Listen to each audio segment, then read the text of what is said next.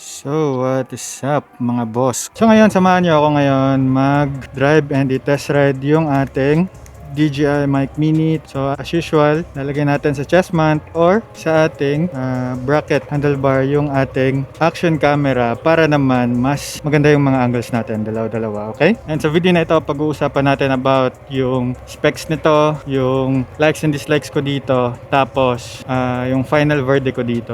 Kumusta yung ating camera experience. So tara. So ito yung ating nagawang settings ngayon. Manual pa rin, same pa rin, 1/50. Tapos yung ISO lagay natin around 100 ba 500, 600, 1000. So ayun, and then siguro mas maganda nga lang to sa chest mount kay papalit na natin, alright? So ganito naman yung POV natin pag naka chest mount na. I hope okay lang yung pagkalagay natin, straight lang, ganon.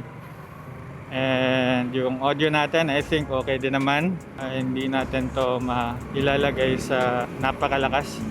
Yung speed ko nga pala ngayon is around 30 to 40. I hope hindi nagki-clip.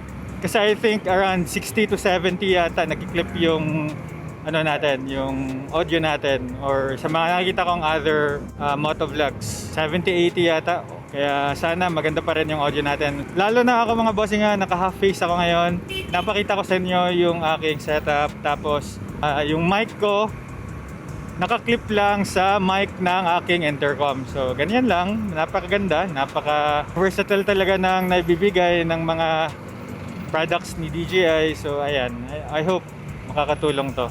Ngayon naman, pag-usapan natin yung specs. So the DJI Mic Mini 2 is an ultra compact lightweight wireless na audio system na makakatulong talaga sa ating pang daily na recordings, especially if magmo-motovlog man tayo or gumagawa ng content. Meron nga pala itong swappable magnetic color covers, which is mas pag-uusapan natin maya-maya, an 11 grams transmitter, and meron na rin itong built-in voice tone presets, mapa-regular man, rich, tsaka bright, and meron na rin itong on-device 2-level noise cancellation. Yung audio quality nga pala natin dito is merong 48 kHz or 24-bit omnidirectional with a frequency response of 20 Hz to 20 kHz na low cut at 100 Hz available, and yung max SPL niya naman is 120 decibels. Meron nga pala tayo dito ang wireless range of up to 250 meters or 820 feet or 160 meters or 525 feet. If the camera RX or the receiver, meron itong mas mahabang 400 meters or 1,300 feet as an option sa ating optimal dual TX RX setup. Weight nga pala nito is approximately 11 grams. Battery life ng isang transmitter is up to 11.5 hours on a single charge. And if ang battery life naman ng case yung pag-uusapan, up to 48 hours total yung makukuha natin if yung dual transmitter and receiver charging case yung ating gagamitin. And if ang connectivity naman yung pag-uusapan, meron tayong 2.4 GHz dito and naka-Bluetooth 5.3 na rin tayo. May DJI Dire connection tayo if we're gonna use the DJI Mimo app na lagi kong re-recommend sa previous video ko. And one of the best talaga dito is ang kaniyang connectivity for DJI Osmo Audio ecosystems. Lastly, yung advanced feature dito is that meron itong auto limiting, which is sobrang ganda, especially sa mga motovlogger kasi hindi nag-clip yung mga boses natin or yung parang nagpipick yung boses, yung ganon. Next naman din is that meron na itong 2-level noise cancellation, which is yung low, high, tsaka yung off. And lastly is that meron itong basic EQ presets. Yung nakuha ko nga pala is yung dalawang TX at tsaka isang RX na pang mobile, and makikita nyo naman napakaganda ng ating nakuha. However, hindi nga lang kasama yung swappable magnetic color covers na pwede makuha mo if yung mas mahal na RX yung kukunin mo, and yung swappable magnetic cover mo lang dito is the white and the black. So kanina nga is naka-open mic tayo, ngayon is medyo naka-close na kasi close na natin yung visor natin, and I hope gumanda yung boses natin ngayon. Nakatulong siguro, mas ma-lessen up yung pag-intake niya ng hangin, and I hope maganda rin yung ating kuha. Kasi medyo kinakabahan ako ngayon sa kuha ng chest mount natin. Wala akong monitoring system, hindi ko nilagay yung phone ko dito. Pero I think maganda pa rin naman yung kuha niyan siguro. So ayan. Today naman, to give you a review about the DJI Mic Mini, I'll give you three things that I like, and siguro one good thing to improve siguro just in case na mayroon akong hindi masyadong nagustuhan. And the first of all niyan, yung nagustuhan ko talaga dito is that one word I can describe on this microphone is that napaka-seamless, especially when you're gonna use this on other DJI products. What do I mean by that?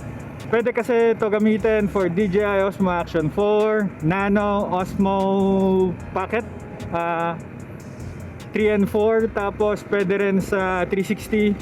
So this microphone talaga is more likely built for DJI ecosystem. Since I bought the DJI Action 5 Pro, why not buy one of their products na mas makakapadali sa kanilang ecosystem para naman, 'di ba, connectivity wise and productivity wise, mas mapapadali yung ating paggawa and pag-record.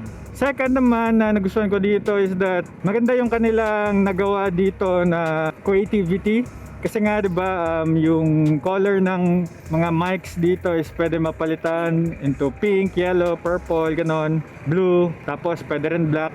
However, on the DJI Mic Mini that I bought is walang ganong availability kasi yung color na mga ganon, yung mga magnet na ganon is available lang siya bilhin if yung bundle, like yung merong transmitter talaga na yung pang professional, yung pwede sa camera. Yung in-order kasi natin is the mobile edition lang na receiver. Yung receiver na isa is medyo may pagkamahalan din. So, ayan. We bought the mobile since more on mobile talaga yung mga ginagamit natin pag nag-video, nagre-record, yung phone natin and dito. So I think di ko masyadong need yun. But what I like about it din naman is that the box itself is meron ng parang nakalagay na receiver ready just in case bumili tayo ng, it's around 3,000 yata or 4,000 na ganong receiver. Soon siguro kapag pag mag-upgrade na tayo into a much more like professional styling, yung parang Sony ZV-E10, yung mga ganon. But for now na ganito lang yung mga content natin, I think hindi mo naman masyadong necessary bumili ng ganon. And most likely we can really just shoot and go, and yun yung mas pinaka punto ko para makapag-record tayo, makagawa tayo ng mga clips, makagawa tayo ng mga content.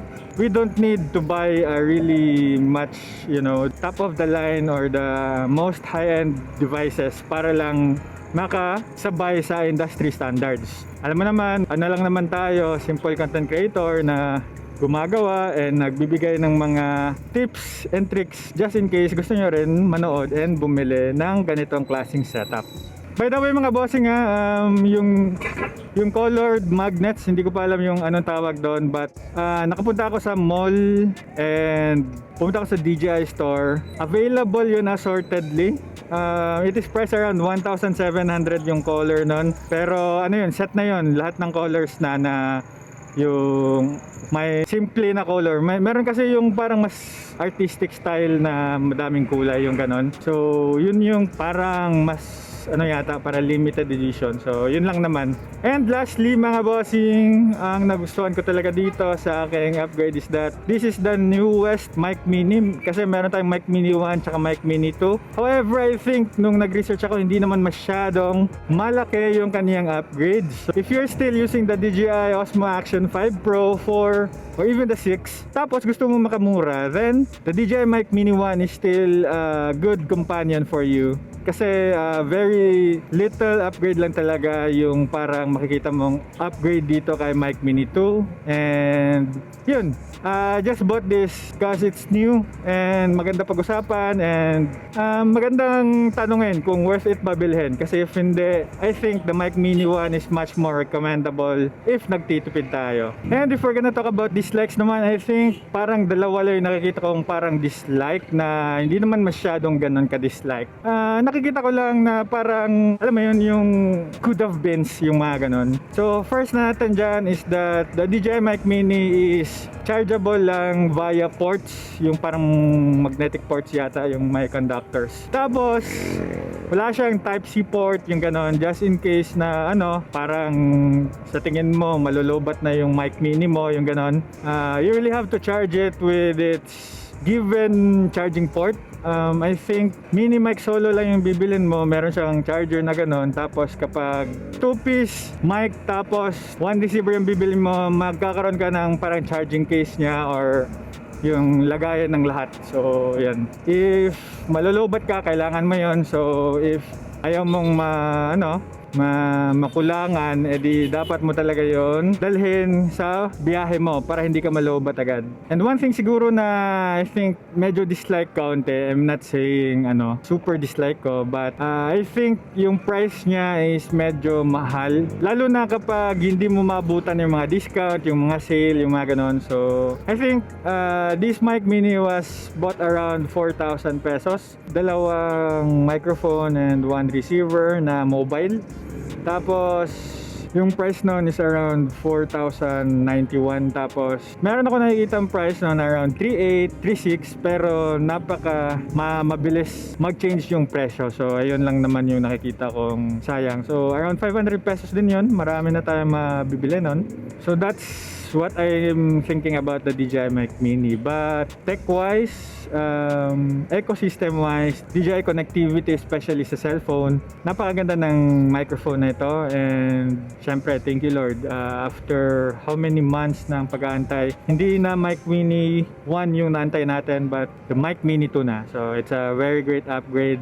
And siguro soon, another paghihirapan naman or pagdadasal naman is the Pocket 4 for more on the indoor shots. Siguro yun yung ating pagtatrabahuan and ipagdadasal na rin. Pero kayo ba mga bossing, kamusta yung audio natin dyan? Kamusta yung video? Are we doing great? Are we doing good? And if nagustuhan mo yung setup natin, pakilagay na lang dyan sa comment section ano yung mga thoughts nyo about this microphone, this Osmo Action 5 Pro setup natin. And if may mga tanong kayo, ilagay nyo lang dyan sa comment section, sagutin natin yan dyan and pag-usapan dyan together with the community. If nagustuhan mo yung mga ganitong klaseng videos, you can follow me for more, like this video na rin. And you can always support me by purchasing helpful products dyan sa mga affiliate videos ko. So always remember lang to ride safe and see you on my next video.